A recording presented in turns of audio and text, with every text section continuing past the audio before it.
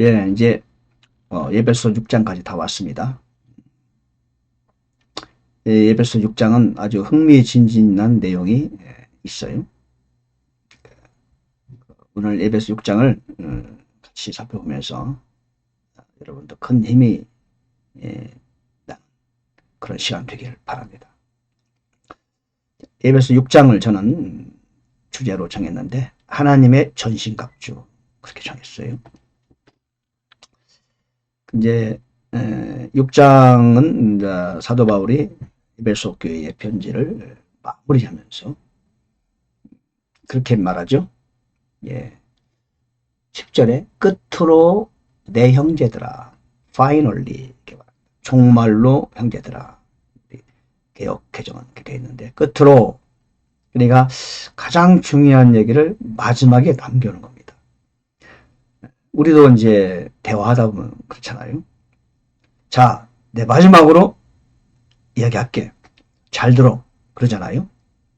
잊으면 안 되는 내용을 가장 마지막에 하기도 하고 처음에 하기도 하는데 주로 마지막에 하잖아요. 결론적으로 말할게. 이렇게 하지 않아요? 그렇게 좀 보면 되겠죠? 이제 하나님 말씀은 다 중요하지요. 오늘날 특별히 저희 여러분들에게 적용이 하기에 가장 좋은 내용이 에베소 6장 같아요. 하나님의 전신갑주라는 내용이 있는데 일단 앞부분부터 살펴보도록 하겠습니다. 6장 1절에 보면은 이제 화면에 나오는데 형통과 장수의 비결 그렇게 제가 그 워드를 정했어요. 이 말씀이 무슨 말이냐? 3절에 보니까 이것은 네가 잘되고 땅에서 장수하게 하려 함이라. 땅에서 잘되고 장수하는 비결이 있다. 그게 뭐냐? 1절에 보니까 자녀들아 주 안에서 너희 부모에게 순종하라. 이것이 옳으니라. 네 아버지와 어머니를 공경하라. 그것은 약속 있는 첫째 명령이다. 그리고 잘되고 장수한다. 잘되고 장수한다는 것은 이거는 인생 성공을 말하는 거잖아요. 일단은 이거는 어떤 피지컬적인 거죠. 그러니까 이 세상에 사는 동안에 일단 영적인 것은 둘째치고 먹고 사는 데 있어서 잘 되고 건강하게 산다는 거예요. 형통하고 건강한 삶을 살 수 있다 이 얘기 아니겠습니까? 복이죠, 복. 이 말씀을 요약하면은 복 받고 싶어? 그러면은 부모에게 순종해. 그러면 복 받을 수 있어. 이런 뜻이거든요. 약속 있는 첫째 명령이다. 이 말 무슨 말이면은 10계명 중에서 4계명까지는 하나님에 관한 계명이고 약속은 약속이지 그것도요. 그러나 사람 간의 약속 있는 첫 계명이 바로 부모를 공경하라. 부모를 공경하라. 사람이 사는 세상에서 사람 간의 인간관계에서 가장 중요한 계명이 바로 부모를 공경하는 겁니다. 그 사실입니다. 하나님이 인정하는 바요. 더 나아가서 이런 말씀하셨죠. 눈에 보이는 부모에게 순종하지 못하면서 눈에 보이지 않는 하나님께 어떻게 순종할 수 있겠느냐라고 주님은 말씀하셨어요. 그러니까 부모에게 순종하는 것은 하나님으로부터 복받는 가장 좋은 약속이고 비결이라고 말할 수 있어요. 그러니까 부모 순종 우리 대한민국에도 효를 많이 얘기하죠. 윤리적으로 도덕적으로 효를 행하는 게 아니고 여러분 자신을 위해서라도 부모님께 잘해야 돼요. 네, 하나님이 그건 복을 약속하셨어요. 나 자신을 위해서라도 자식들에 그래요. 그렇게 교육해야 돼. 너희들 말이지 니들을 위해서라도 부모에게 잘해야 돼. 내가 나를 위해서 그런 게 아니야. 하고 교육할 수 있어요. 왜? 성경적 근거가 있잖아요. 부모에게 순종하면은 부모를 잘 섬기면은 우리가 땅에 사는 동안에 잘 되고 건강하게 장수할 수 있다. 그것은 약속 있는 첫째 계명이요 명령이라고 주님은 분명히 에베소 6장 1, 2, 3절에서 우리에게 말씀하고 계십니다. 우리 부모에게 잘합시다. 아멘.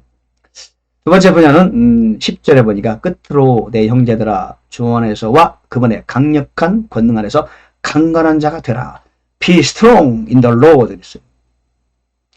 강건한 자가 되라. 그런데 하나님께서 우리에게 아무런 근거 없이 강해져 그러셨겠어요? 강건한 자가 되라 그러셨으면은 강건한 자가 될 수 있는 모든 전제 조건을 우리에게 이미 주셨다는 겁니다. 하나님은 근거 없이 우리에게 요구하신 분이 아니시거든요. 강건한 자가 될 수 있는 근거가 우리가 가지고 있다 없다? 예, 이미 가졌죠. 엄청난 이미 환경과 조건을 가지고 있어요. 하나님의 강력한 권능 안에서 우리는 강한 자가 되어야 돼요. 그렇죠? 이미 우리는 강자의 대열에 들어섰고 우리를 이끌어가는 분이 주님이시고 천군 천사가 우리를 지켜주고 있고 배후에서 우리를 돕는 분도 역시 전능하시고 무소부지하시고 우주의 주인이신 하나님이세요. 뭐가 두려워요? 이미 나는 강자예요. 이사야 41장 10절에 말씀하고 있죠. 두려워 말라. 내가 너와 함께 함이니라. 놀라지 말라. 나는 내 하나님이 됨이니라. 내가 너를 굳세게 하리라. 내가 너를 참으로 도와주리라. 오른손으로 너를 붙들어 주리라. 약속하셨어요. 그렇죠? 우리는 그런 약속하에 살아가는 사람들이에요. 보통 신분이 아니에요. 우리는 엄청난 신분을 갖고 있는 사람들이죠. 특별한 하나님의 자녀예요. 약속의 자녀. 그 사실을 여러분 우리 신분을 알아야 돼요. 우리 정체성을 알아야 돼요. 아니 왕자가 자기 왕자인지 모르면 돼요? 안 돼요? 공주가 자기 공주인지도 모르고 그냥 세상 살면서 홈리스처럼 노숙자처럼 살면 되겠어요? 안 되겠어요? 응? 주머니에 돈 한 푼 없다고 왕자요 공주가 그냥 응? 지하도 가서 노숙자 생활하면 되겠어요? 신분을 잃어버리고? 안 그렇습니까? 우리가 왕자예요. 공주예요. 신분을 빨리 알아야 돼요. 알기만 하면 돼. 그냥 왕자, 공주 되려고 애쓸 필요가 있다 없다? 오늘 노래가 안 해도 왜? 이미 우리는 왕자요, 공주의 신분을 가졌어요. 그걸 찾으려고 애쓸 필요 없어요. 이미 그 신분을 그냥 활용하면 돼요. 왜? 이미 강해질 수 있는 모든 근거와 조건을 우리는 가지고 있다. 그러면서 세 번째 분야, 우리의 대적자를 말해요. 너희가 마귀의 관계를 너희에게 대적하고 하나님의 전신갑주를 입어라. 12절, 우리는 살과 피와 맞붙어 싸우지 아니하고 정사와 권세와 이 세상 어둠의 치리자들과 높은 서수에 있는 영적 사악함과 맞붙어 싸운다. 우리의 대적자가 있다는 거예요. 우리가 공주의 신분이고 왕자의 신분이지만 우리가 이 땅을 사는 동안에는 우리는 여전히 싸워야 돼요. 왜? 상대가 싸우려고 해요. 아, 나는 평화주의자야. 나는 싸우기 싫어. 그렇다고 해서 싸움을 피할 수 있는 게 아니에요. 믿는 자는 용사가 돼야 돼. 아니, 이미 전선에 나가 있어요. 앞에서 적들이 다가오고 있어요. 총칼을 들고. 나는 싸우기 싫어. 그런다고 싸움을 피할 수 있는 게 아닙니다. 싸워야 돼요. 그게 우리 운명이요. 숙명이요. 잘 싸워야 하늘의 상도 있어요. 근데 싸우는데 너무 위험해서 어떡하죠? 걱정 안 해도 돼요. 우리는 그저 싸우기만 하면 돼. 왜? 이미 그 전쟁은 이긴 전쟁이에요. 우리는 이미 이긴 전쟁을 싸우는 거예요. 이긴 싸움. 프로그램에 이미 이기기로 돼 있어요. 그러므로 두려워할 필요가 있다 없다? 예, 없죠. 그래도 싸워야 돼요. 우리의 대적자가 분명히 있어요. 정사요, 권세요, 이 세상 어둠의 치리자요, 높은 하늘에 있는 영적 악한 자가 있다. 우리가 그 사실을 알아야 된다. 평화주의자? No. 세상에 평화주의 없어요.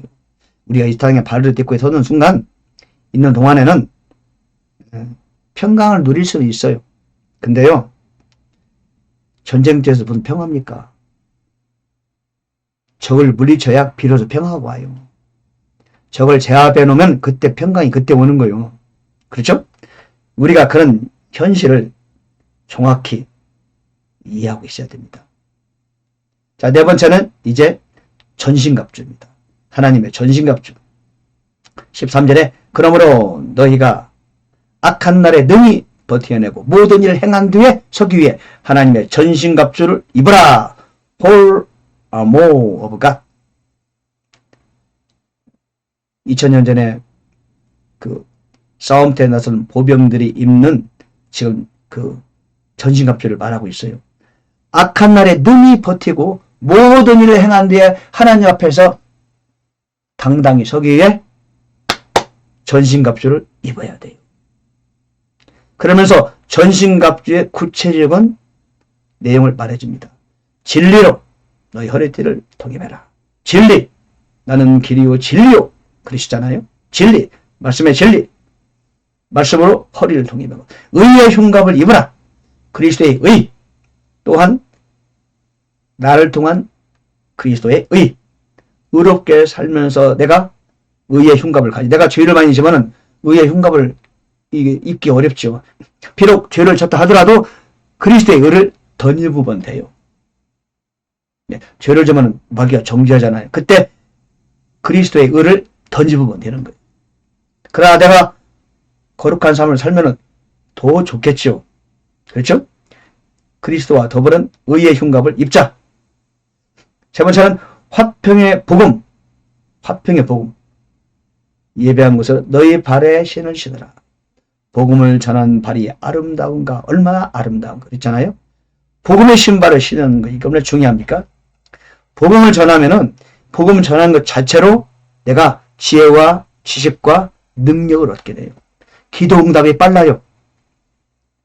이게 전도를 하면요, 복음을 전하게 되면은 내가요 영적으로 강해지고요, 지혜와 지식과 내가 원하는 기도 응답도 빨라지는 거예요. 왜?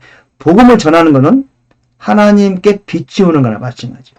복음을 전하는 건 내가 빚을 갚는 것이며 동시에 하나님 마음에 빚지우는 것을 주는 거예요. 왜 그러느냐? 예수께서는 이 땅에 계시는 동안에 3년 반 동안 지속적으로 복음을 전하셨어요. 그 어려움을 불구하고 계속 복음을 전하셨죠. 그 일을 우리가 지금 대신하고 있는 거예요. 그러면 주님께서 빚진 마음이 드실까 안 드실까? 아이고 우리 김권사가 우리 이전 여사님이 이발 목사가 내가 해야 할 일을 복음을 열심히 전하고 있네.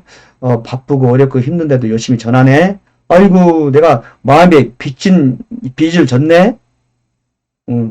기도하면 빨리 응답해주고 복을 줘야지. 그러시지 않겠어요? 그 복음 전하는 것은 내가 하나님께 빚진 것을 갚는 것이고 또한 하나님께 빚지우는 마음을 부담을 드리는 거란 말이에요. 왜? 주님의 일을 우리가 대신하는 거니까. 그거로 여러분 이익을 위해서라도 여러분 손해보는 장사하면 안 되잖아요. 이익을 위해서라도 복음을 전하세요.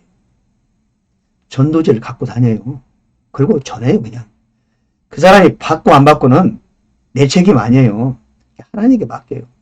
복음을 전하다 보면 가끔 막 망신도 당하지요. 막 대놓고 막 욕도 하고 그러죠. 망신 주려고 그러죠. 마귀 역사죠. 그런 건데 나 죽었다 생각하고 하는 거예요. 또 거기에 기죽지 마세요. 그런 일은 그냥 아예 각오하세요. 처음부터. 그런 일이 있어요. 근데 그런가 보다 하고 또 하는 거예요. 절대 물러서지 마세요. 복음을 전하다 보면은 마귀의 방해가 있습니다. 아주 각오하고 하세요. 그래도 다시 하세요. 그러면 돼요. 화평의 복음을 예비하는 것으로 너희 발에 신으시라. 그 다음에 믿음의 방패를 취하라. 믿음. 말씀으로 기도로 믿음을 가지고 가는 겁니다. 전도로 거리 나가기 전에 반드시 기도와 말씀으로 무장해야 돼요. 빈손으로 나가면 안 됩니다. 왜? 거리에는 전쟁터예요. 전도라는 마귀에 속한 사람을 뺏어오는 게 전도예요. 그러면 우리가 무장도 안 하고 가면 되겠습니까? 완전 무장을 하고 가야죠. 기도로 무장하고 말씀으로 무장하고 믿음으로 무장하고 거리로 나가는 거예요. 그리고 마귀에 속해 있는 사람을 우리가 빼내오는 겁니다. 얼마나 대단한 일입니까? 그래서요, 전도해야 진정한 전사가 돼요. 여러분 전도하면요, 여러분 얻는 것이 많아집니다. 영적으로, 육적으로. 그죠? 그 다음에 구원의 투구. 구원의 투구. 나는 오늘날 이 땅을 떠나도 이 시간 떠나도 난 하나님 품에 안길 수 있다는 확실한 구원의 확신. 그리고 성령의 검. 하나님의 말씀을 취해야 된다. 말씀이 검이에요. 말씀이 검은 나를 지켜주기도 하고 방어되고 상대를 공격할 수도 있어요. 그 말씀을 때로는 암송하고 때로는 묵상하고 계속 읽어내고, 말씀을 그냥 읽어요. 이해 안 돼도 괜찮아요. 신구약 계속 읽어요. 여러분, 내가 우리 팀들에게 성경 읽기 플랜을 드리죠. 매월 4주마다 신약은 1독하고 구약은 16주마다 1독 하게 되죠. 16주마다 1독이고, 그러면은 1년 지나면은 신약 성경은 12번 읽고 구약은 약 3번 읽게 되죠. 그냥 읽는 거예요. 어려운 거 있어요. 그냥 넘어가요. 그리고 여러분 기도하면서 말씀을 묵상하고 내면화하시고 간혹 매일 한 구절 정도는 암송을 해보세요. 마음에 드는 구절. 읽다가 마음에 드는 구절은 적어서 암송해보세요. 내면화하는데 암송은 하나님 말씀은 내 안에 레이업 쌓는 것이고 하이드 내 안에 감추는 겁니다. 그러면 세포 속에 말씀이 쌓이게 되면은 그게 능력으로 나타나는 겁니다. 말씀이 검으로. 그 다음에 18절이 중요합니다. 네 번째 나오죠. 우리 네 번 항목에 전신갑주와 기도.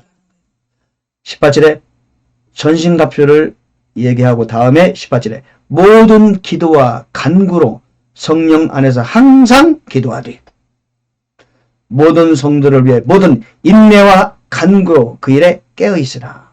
18절 한 절 전체를 지금 기도에 할애하고 있습니다. 위에는 전신갑주를 쭉 얘기하면서 마지막으로 마무리가 바로 기도예요. 기도가 있어야 전신갑주가 유력을 발휘하게 되는 것이다. 그렇죠? 기도가 있어야 전신갑주의 부분이 드디어 강해지고 힘을 받는 거예요. 전도할 때도 기도로, 믿음도 기도로, 그렇죠?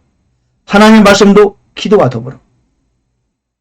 그럴 때 진정으로 전신갑주가 되는 겁니다. 하나님의 전신갑주.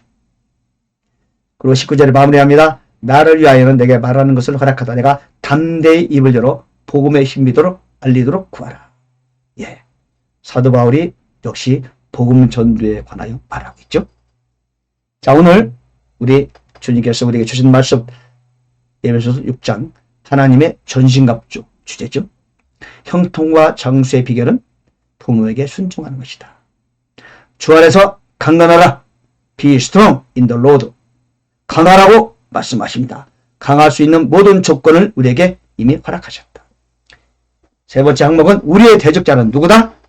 예, 우리의 대적자는 마귀가 있다. 마귀죠. 대적자의 정체를 알자. 적을 알아야죠. 그리고 네 번째, 하나님의 전신갑주가 있고 그 다음에 기도와 함께해야만이 전신갑주는 위력을 발휘한다. 사랑하는 여러분, 하나님의 전신갑주를 입고 또 부모에게 순종하고 우리의 대적자를 정확히 알고 복음 전도에 애쓰며 기도의 프로페셔널, 기도의 전문가 되시는, 그리하여 하나님을 기쁘시게 하고 하나님의 찾는 그 한 사람이 내가 되고 내 인생을 살아가는 동안에 맡긴 사역을 잘 감당하는 하늘의 상급을 쌓아가는 여러분 되시기를 간절히 바랍니다. 감사합니다.